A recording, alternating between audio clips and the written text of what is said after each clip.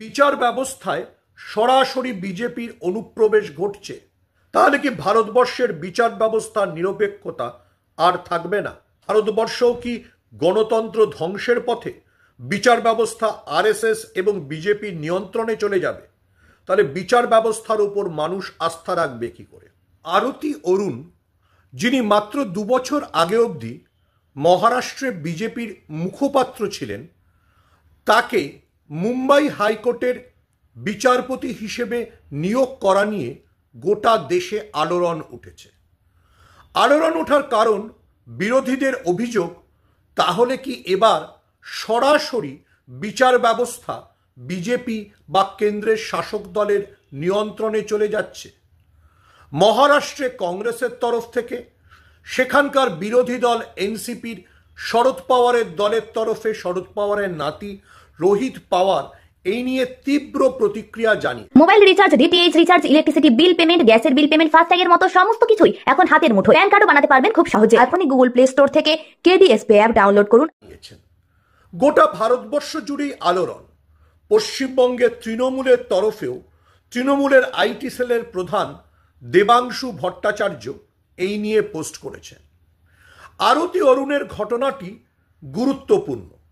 গুরুত্বপূর্ণ এই কারণে, দীর্ঘদিন ধরে বিরোধীরা অভিযোগ করছেন যে ভারতবর্ষের বিচার ব্যবস্থা, যাকে একটি নিরপেক্ষ এবং স্বকীয় ব্যবস্থা হিসেবেই সংবিধানে গড়ে তোলার চেষ্টা করা হয়েছিল, তাকেও বিজেপি এবং আরএসএস ধীরে ধীরে কুক্ষিগত করে নিচ্ছে। আরতি অরুণ 2023 সালেও বিজেপির মুখপাত্র ছিলেন, মহারাষ্ট্রে বিজেপির লিগাল সেলের চেয়ারম্যান ছিলেন। দেখুন, প্রিয়াঙ্কা গান্ধী পার্লামেন্টে দাঁড়িয়ে পরিষ্কার সুপ্রিম কোর্টের নিরপেক্ষতা নিয়ে প্রশ্ন তুলেছেন। প্রিয়াঙ্কা গান্ধীর প্রশ্ন তোলার কারণ, সুপ্রিম কোর্ট রাহুল গান্ধীকে ভারতের নাগরিক হওয়ার বিষয়ে পরামর্শ দিয়েছিলেন। স্বভাবতই রাহুল গান্ধীর বোন হিসেবে প্রিয়াঙ্কা গান্ধী তীব্র প্রতিক্রিয়া জানিয়েছেন যে সুপ্রিম কোর্ট ঠিক করে দেবে না ভারতবর্ষের আদর্শ নাগরিক কি হবে। তাহলে কি বিচার ব্যবস্থায় সরাসরি বিজেপির অনুপ্রবেশ ঘটছে? এই প্রশ্ন তোলার আরও কারণ, বিশেষ করে আমাদের পশ্চিমবঙ্গে দাঁড়িয়ে, কারণ পশ্চিমবঙ্গের একজন প্রাক্তন বিচারপতি দ্রুত অবসর নিয়ে নির্বাচনে বিজেপির হয়ে প্রার্থী হয়েছিলেন। হ্যাঁ, আমি অভিজিৎ গাঙ্গুলির কথা বলছি, যাকে অনেকে মাসিহা বা অনেকে একসময় কমরেড লেনিন ভক্ত বলেছিলেন। আমরা দেখেছিলাম তিনি বিজেপির প্রার্থী হয়েছেন, শুধু প্রার্থী হননি, জিতেছেন। কিন্তু একজন প্রাক্তন বিচারপতি হওয়া সত্ত্বেও অভিজিৎ গঙ্গোপাধ্যায় গান্ধী না গডসে, কার দিকে তিনি ঝুঁকে এটা বলতে রাজি হননি। অর্থাৎ একজন প্রাক্তন বিচারপতির কাছে দেশের জাতির পিতা গান্ধী আর জাতির পিতার হত্যাকারী গডসে একই পংক্তিতে রয়েছেন, বা হয়তো তিনি গডসের দিকেই ঝুঁকেছিলেন। এবার তাহলে ঠিক কতজন বিচারপতি এইভাবে প্রভাবিত হয়ে রয়েছেন? মহারাষ্ট্রের ক্ষেত্রে এনসিপি, কংগ্রেসের মতো দলগুলি পরিষ্কার বলছে, যিনি শাসক দলের মুখপাত্র ছিলেন, যিনি শাসক দলের হয়ে গলা ফাটাতেন, তিনি যদি বিচারপতি হন, তার রায় কতটা নিরপেক্ষ হবে? এই প্রশ্ন ওঠার কারণ, এলাহাবাদ হাইকোর্টের বিচারপতিকে এর আগে আমরা আরএসএসের কর্মশালায় যোগ দিতে দেখেছিলাম, এবং সে বিষয়ে সুপ্রিম কোর্টে মামলা হলেও সুপ্রিম কোর্ট শুধুমাত্র তাকে সতর্ক করে ছেড়ে দিয়েছিল। দেখুন, গোটা পৃথিবীর রাজনীতি যেদিকে যাচ্ছে, দক্ষিণপন্থী রাজনীতি যেভাবে বাড়ছে, ডোনাল্ড ট্রাম্পের মতো দক্ষিণপন্থী রাজনীতিবিদ যেভাবে উৎপাত শুরু করেছেন, আমি উৎপাত শব্দটাই ব্যবহার করলাম, যেভাবে আমেরিকার সুপ্রিম কোর্টকে তিনি প্রভাবিত করবার চেষ্টা করছেন, সেই পরিপ্রেক্ষিতে দাঁড়িয়ে ভারতবর্ষে এই রকম একটি ঘটনা খুব তাৎপর্যপূর্ণ। পশ্চিমবঙ্গে অভিজিৎ গাঙ্গুলি ছাড়াও আরেকজন বিচারপতি দাস, তার অবসর গ্রহণের দিন স্বীকার করেছিলেন তিনি আজীবন আরএসএসের মতাদর্শে বিশ্বাস করেছেন। এই বিচারপতি দাস, কলকাতা হাইকোর্টের প্রাক্তন বিচারপতি দাস, তিনি মহিলাদের ধর্ষণের বিষয়ে মামলায় এমন সব মন্তব্য করেছিলেন যা ভারতের সংবিধান না আরএসএসের আচরণবিধি অনুযায়ী যায়।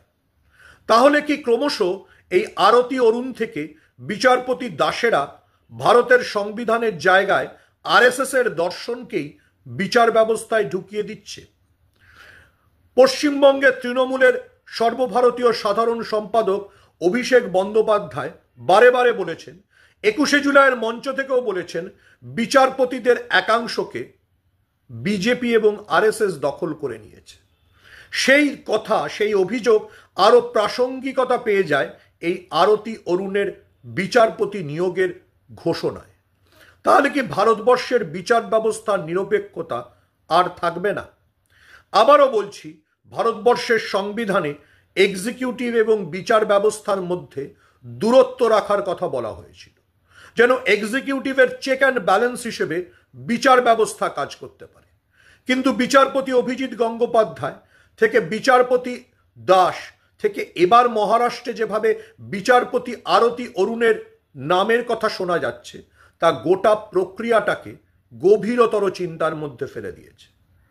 মানুষ কোনো কারণে ক্ষুব্ধ হলে, কোনো বিষয়ে প্রতিবাদ জানাতে হলে এক্সিকিউটিভের আচরণের বিরোধিতায় এতদিন আদালতের দ্বারস্থ হতো।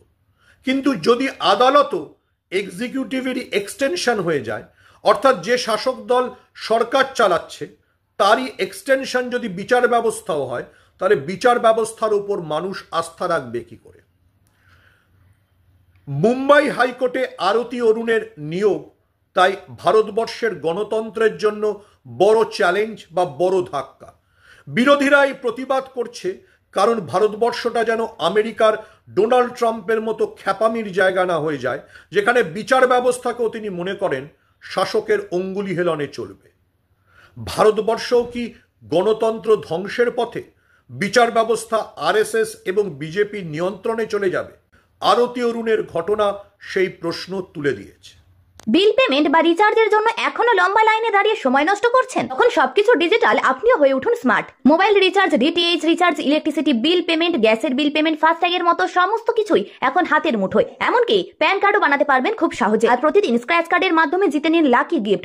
বন্ধুদের রেফার করেও ইনকাম করার দারুণ সুযোগ পাচ্ছেন আপনি। তাই এখনই গুগল প্লে স্টোর থেকে কেডিএসপি অ্যাপ ডাউনলোড করুন আর আজই কাজ শুরু করুন। বিস্তারিত জানতে স্ক্রিনে দেওয়া নাম্বারে যোগাযোগ করুন অথবা ভিজিট করুন স্ক্রিনে দেওয়া আমাদের অফিসের ঠিকানায়।